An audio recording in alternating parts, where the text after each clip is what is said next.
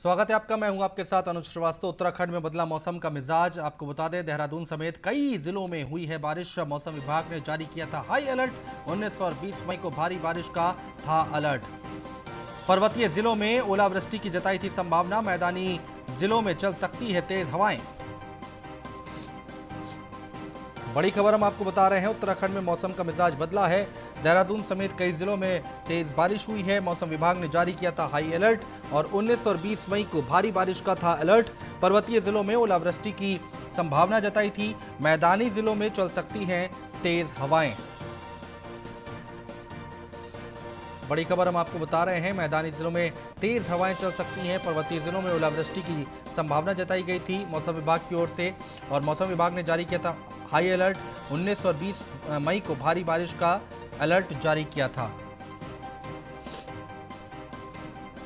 और उत्तराखंड में मौसम का मिजाज बदला है। मैदानी जो इलाके हैं वहां पर तेज हवाएं चल सकती हैं।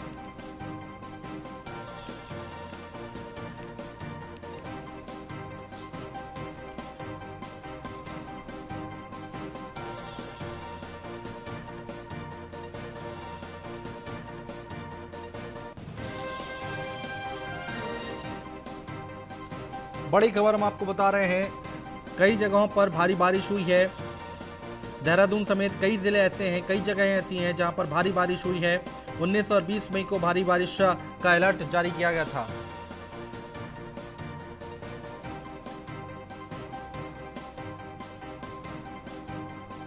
और टिहरी से एक बड़ी खबर आ रही है। मंत्री सुबोध उनियाल ने किया है आपदाग्रस्त इलाके का दौरा। क्यारा ग्राम सभा के सैड़ बंगेली में बादल फटने से हुआ था नुकसान। आपदा से हुए नुकसान पर शीघ्र शुरू होंगे कार्य, ये सुबोध उनियाल की तरफ से कहा गया है। क्षतिग्रस्त मकान पर मानक के हिसाब से मिलेगा मुआवजा। बड़ी खबर हम आपको बता रहे हैं, सुबोध उनियाल जो कि पहुंचे हुए हैं आपदाग्रस्त इलाके में और वहां पर जाकर निरीक्षण कर रहे हैं। और उन्होंने कहा है कि जो नुकसान हुआ है आपदा से, उसमें अब जल्द काम शुरू होगा। क्षतिग्रस्त मकान पर मानक के हिसाब से मिलेगा मुआवजा।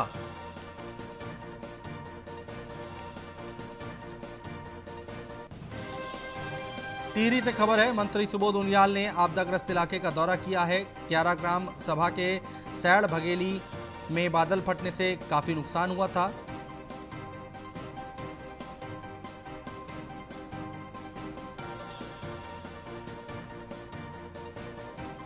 देहरादून से एक बड़ी खबर आ रही है। पूर्व उड्डयन सलाहकार दीप श्रीवास्तव का निधन हो गया है। मुख्यमंत्री तीरथ सिंह रावत ने शोक जताया है। सीएमआई अस्पताल पहुंचकर दी है श्रद्धांजलि। मुख्यमंत्री ने परिजनों को बंधाया ढांढस। हार्ट अटैक से हुआ था दीप श्रीवास्तव का निधन।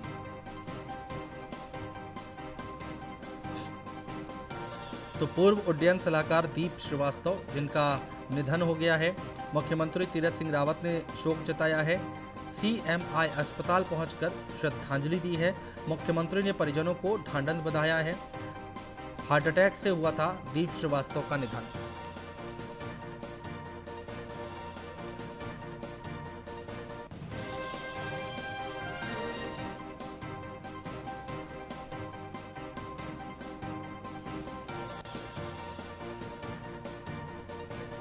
और रुड़की से खबर आ रही है, चुनावी रंजिश को लेकर भिड़े हैं दो पक्ष। सैनिटाइजेशन और सफाई को लेकर भिड़ंत हुई है।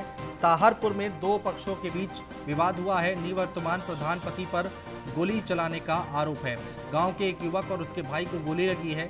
घायलों को सिविल अस्पताल रुड़की में कराया गया है भर्ती। गंगनहर कोतवाली क्षेत्र का है पूरा मामला। तो रुड़की से खबर आ रही है, जहां पर चुनावी रंजिश को लेकर दो पक्ष आपस में भिड़ गए हैं। सैनिटाइजेशन और सफाई को लेकर भिड़ंत हुई है। ताहरपुर में दो पक्षों के बीच विवाद हुआ है। निवर्तमान प्रधान पति पर गोली चलाने का आरोप है। गांव के एक युवक और उसके भाई को गोली लगी है। घायलों को सिविल अस्पताल हुआ है दो पक्षों में, तो ये दो लोग इंजर्ड है इसमें, और इनका कहना है कि दूसरे पक्ष ने हम पे फायर किया है। तो उस संबंध में जांच की जा रही है। इसमें जो भी तहरीर आएगी उस आधार पर कार्रवाई होगी। रेडी में यहाँ झगड़ा हुआ है दो पक्षों में, तो ये दो लोग इंजर्ड है इसमें, और इनका कहना है कि दूसरे पक्ष ने हम पे फायर किया है। तो उस संबंध में जांच की जा रही है। इसमें जो भी तहरीर आएगी उस आधार। रामनगर से खबर आ रही है। अस्पताल संचालक और मंत्री की तीखी बहस हुई है। दीपक गोयल से मंत्री बंशीधर भगत की तीखी बहस हुई है। अस्पताल में लाव लश्कर के साथ छापा मारने पहुंचे थे मंत्री। कोविड प्रभारी मंत्री बंशीधर भगत को मिला जवाब। अस्पताल संचालक बोले, मुझे खड़ा कर नहीं कर सकते बात।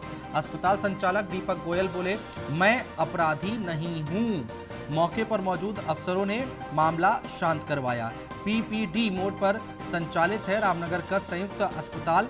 मंत्री ने अस्पताल प्रबंधन को 1 सप्ताह का अल्टीमेटम दिया है।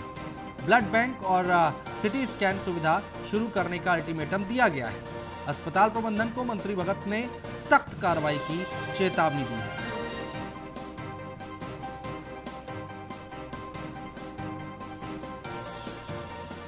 रामनगर की तस्वीरें हम आपको दिखा रहे हैं, जहां पर अस्पताल संचालक और मंत्री की तीखी बहस हुई है।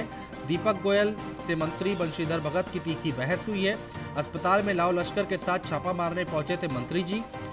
कोविड प्रभारी मंत्री बंशीधर भगत को जवाब मिला। अस्पताल संचालक बोले, मुझे खड़ा कर नहीं कर सकते बात।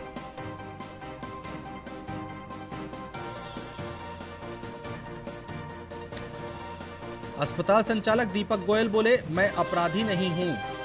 तो ये बड़ी खबर हम आपको बता रहे हैं। मैं अभी गया हूँ 2 मिनट पहले। मैं सुबह से पेशेंट ही देख रहा हूँ।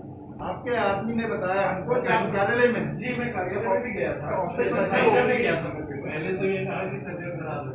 किसने बोला? लाइसेंस को सर देखिए, मैं इस तरीके से बात नहीं करूँगा कि आप मेरे को खड़े होकर बात करवाएं। मैं तो किस तरीके से बात कर रहे हैं? नहीं, मैं कोई अपराधी नहीं हूँ जो आप इस तरीके से बात कर रहे हैं। अपराधी हैं आप। तो आपका इसके अंदर ये आप ठेकेदार में सरकार बैठी है, क्यों नहीं हो आप ठेकेदार हैं? आप ठेकेदार में क्या हो? एक सेकंड कुछ चीजें क्लियर करना ठेकेदार होगा ना? बताइए। मैं इस तरीके से नहीं करता। आप ठेकेदार हैं ना? किस तरीके से करेंगे समझ में आता है हमारे?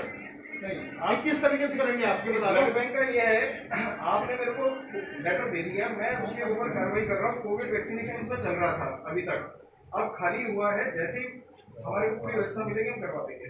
व्यवस्था क्या होगी? मतलब मुझे बता, लाइसेंस तुमको मिल गया 3 महीने।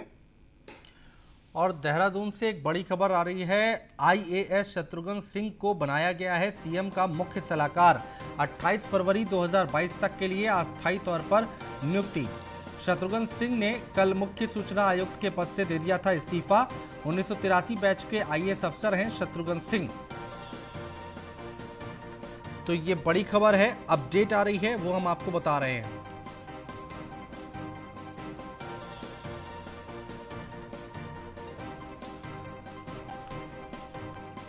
तो आईएएस शत्रुघ्न सिंह को बनाया गया सीएम का मुख्य सलाहकार। 28 फरवरी 2022 तक के लिए अस्थायी तौर पर नियुक्ति की गई है। शत्रुघ्न सिंह ने कल मुख्य सूचना आयुक्त के पद से दे दिया था इस्तीफा। 1983 बैच के आईएएस अफसर हैं शत्रुघ्न सिंह।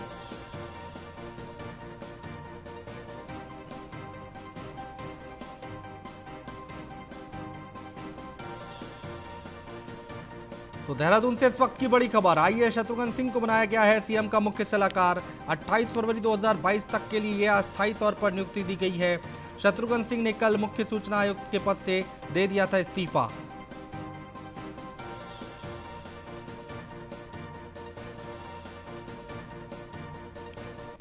हमारे रेजिडेंट एडिटर फहीम तनहा हमारे साथ जुड़ चुके हैं। फहीम, इस खबर को कैसे समझा जाए? देखिए, जो शत्रुघ्न सिंह हैं, ये 1983 बैच के आईएएस 2016 में सेवानिवृत्त हुए थे।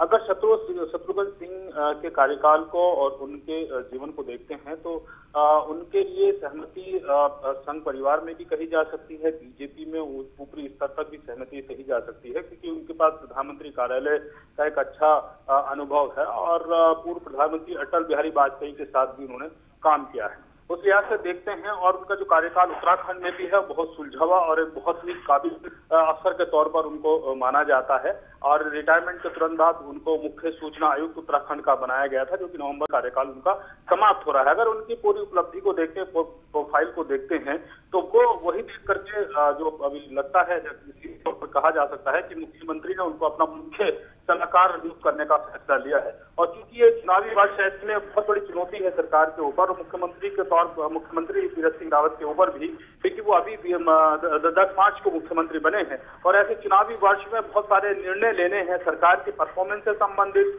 जो हालात इस समय चल रहे हैं उसको तरह के निर्णय लेगा और चुनावी मद्देनजर भी होंगे।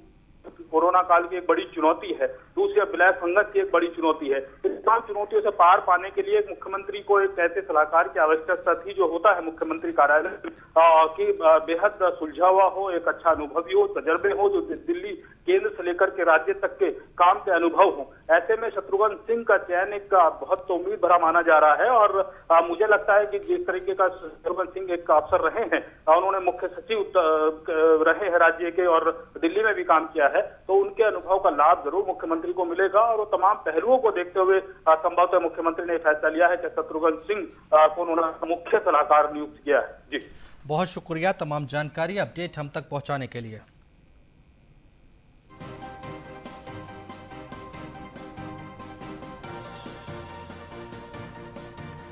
और देहरादून से एक बड़ी खबर आ रही है। श्रम मंत्री हरक सिंह रावत का बड़ा बयान आया है, बड़ा फैसला लिया है।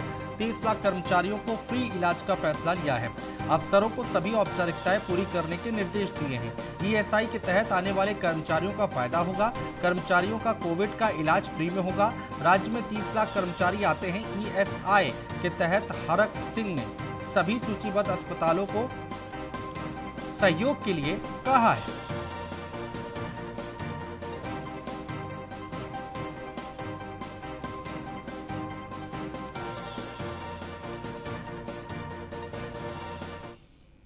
लगभग 30 लाख आबादी उत्तराखंड में ईएसआई योजना के तहत, कर्मचारी बीमा योजना के तहत स्वास्थ्य लाभ लेती है। भारत सरकार के दिशा निर्देशों के क्रम में आज हमने ये फैसला लिया हमारी सरकार ने कि हम ईएसआई योजना के तहत लाभार्थियों को, लगभग 30 लाख लाभार्थियों को प्रदेश के अंदर जो हमारे इन पैनल हॉस्पिटल है, क्योंकि हमारे अपने सरकारी श्रम विभाग के अपने सरकारी हॉस्पिटल, ईएसआई के अपने हॉस्पिटल उत्तराखंड में नहीं है, तो जो हमारे उत्तराखंड में इन पैनल हॉस्पिटल है प्रदेश के अंदर, उनमें जो राज्य सरकार के द्वारा कोविड हॉस्पिटल के रूप में अधिसूचित किए गए, उन सब में निःशुल्क इलाज होगा। ये निर्णय आज हमारी सरकार ने, हमारे श्रम विभाग ने लिया है। उत्तराखंड में 24 घंटे में कोरोना के 4,785 केस सामने आए हैं। उत्तराखंड में 24 घंटे में 79 लोगों की मौत हुई है और उत्तराखंड में पिछले 24 घंटे में 7,019 लोग ठीक हुए हैं। और अपडेट जो है उसके मुताबिक उत्तराखंड में कोरोना के 76,232 एक्टिव केस सामने आए हैं। देहरादून में कोरोना के 1,226 नए केस सामने आए हैं। हरिद्वार में कोरोना के 555 नए केस सामने आए हैं। पौड़ी गढ़वाल में कोरोना के 509 केस सामने आए हैं। उधम सिंह नगर में कोरोना के 372 नए केस सामने आए हैं। टिहरी गढ़वाल में कोरोना के 348 नए केस, अल्मोड़ा में कोरोना के 320 नए केस और रुद्रप्रयाग में कोरोना के 241 नए केस सामने आए हैं। वहीं अगर बात की जाए चमोली की, तो चमोली में कोरोना के 195 नए केस, चंपावत में 124 नए केस सामने आए हैं।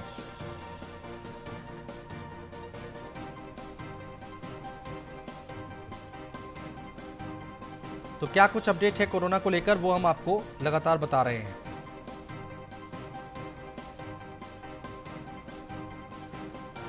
चार 4,785 नए केस सामने आए हैं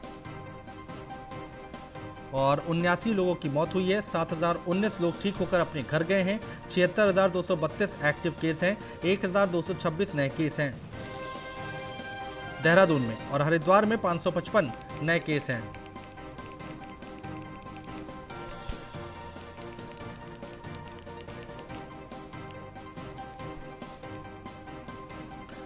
टिहरी गढ़वाल की बात करें तो यहां पर 348 नए केस हैं। अल्मोड़ा में कोरोना के 320 नए केस हैं। रुद्रप्रयाग में कोरोना के 241 नए केस हैं। चमोली में 195 नए केस हैं।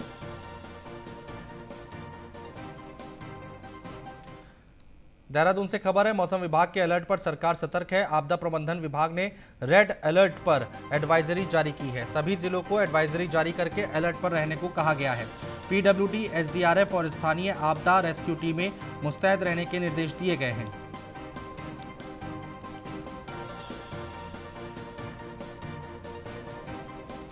तो बड़ी खबर हम आपको बता रहे हैं, देहरादून से आ रही है। मौसम विभाग के अलर्ट पर सरकार सतर्क है। आपदा प्रबंधन विभाग ने रेड अलर्ट पर एडवाइजरी जारी की है। सभी जिलों को एडवाइजरी जारी करके अलर्ट पर रहने को कहा गया है। पीडब्ल्यूडी, एसडीआरएफ और स्थानीय आपदा रेस्क्यू टीमें मुस्तैद रहने के निर्देश दिए गए हैं।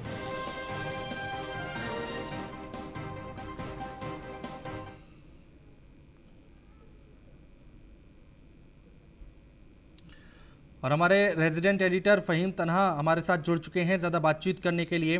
फ़हीम, मौसम विभाग की तरफ से अलर्ट जारी किया गया है, क्या कुछ तैयारियां की जा रही है अब सरकार की तरफ से?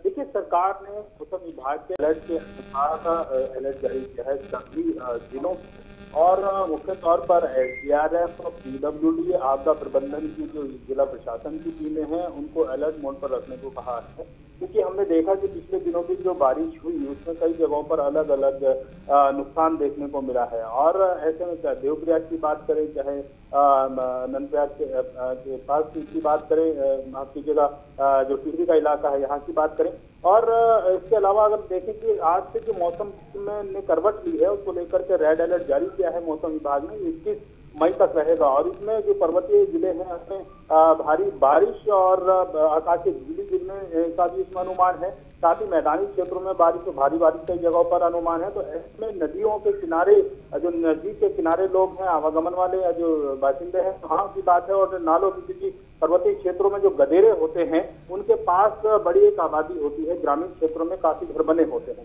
तो लिहाजा उनको खतरा हो सकता है। ऐसे में अलर्ट जारी किया गया है और उनको सतर्क रहने के लिए कहा गया है। और सरकार ने अलर्ट जारी करते हुए सभी जिला प्रशासन को अलर्ट मोड पर रहने के लिए कहा। मुख्य तौर पर इसमें अगर कहीं बाधा आती है, कहीं बिजली गिरती है या फिर डैमेज होता है, सड़क टूटती है या उसके ऊपर मलबा आता है, उसको खोलने के लिए जो पीडब्ल्यूडी की टीमें हैं, एसडीआरएफ की टीमें हैं, वो बचाव राहत कार्य के लिए सड़क पर है। बारिश आज से शुरू हो चुकी है। अभी देवगुन घाटी के सभी के ताजा हालात हैं, इस समय बारिश हो रही है और कई जगहों से बारिश की सूचना है। प्रदेश में अलग अलग हिस्सों पर बारिश हो रही है। बने रहिए फ़हीम, आगे भी आपसे जानकारी लेते रहेंगे।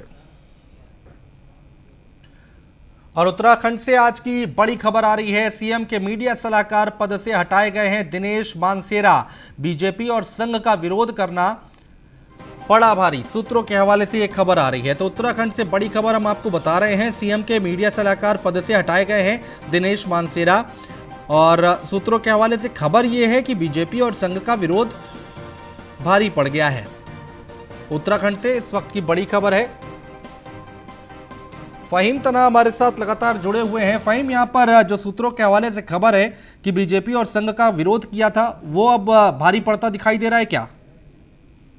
देखिए, दिनेश मानसेरा ऐसे पत्रकार हैं, जाने माने पत्रकार हैं, लेकिन वो एक राष्ट्रीय चैनल में रहे हैं और कार्यशैली को लेकर के अलग अलग मतभेद के तौर पर भी रहे हैं। तो ये जब इनकी नियुक्ति हुई परसों, उस समय भी इस बात को लेकर के सोशल मीडिया और तमाम जगह पर चर्चा थी कि दिनेश मानसेरा के मीडिया सलाहकार के तौर पर मुख्यमंत्री कार्यालय में, ये एक बड़ी बात थी अपने आप में। तो लिहाजा आज जो ये फैसला हुआ है सरकार का, जो इनको हटाने का जो फैसला लिया गया है, इनकी नियुक्ति रद्द की गई है, उसके पीछे ये माना जा रहा है सूत्रों के हवाले से, हालांकि इसको लेकर के बीजेपी की तरफ से किसी ने कोई बात बयान दिया नहीं है, लेकिन सूत्रों का कहना है कि इसमें बीजेपी के बड़े नेता और संघ परिवार को इनकी नियुक्ति पर, दिनेश मानसेरा की नियुक्ति पर सहमति नहीं थी और उनका विरोध इस पर रहा है नियुक्ति को लेकर के। इसीलिए मुख्यमंत्री कार्यालय ने फिर इनका जो नियुक्ति है वो रद्द की है। तो अपने आप में ये दोनों ही चीजें बड़ी चर्चा के विषय हैं कि एक तो नियुक्ति हुआ, दूसरी रद्द हुआ। तो इसको लेकर के 2 दिन से ही बहुत सोशल मीडिया पर तमाम तरह की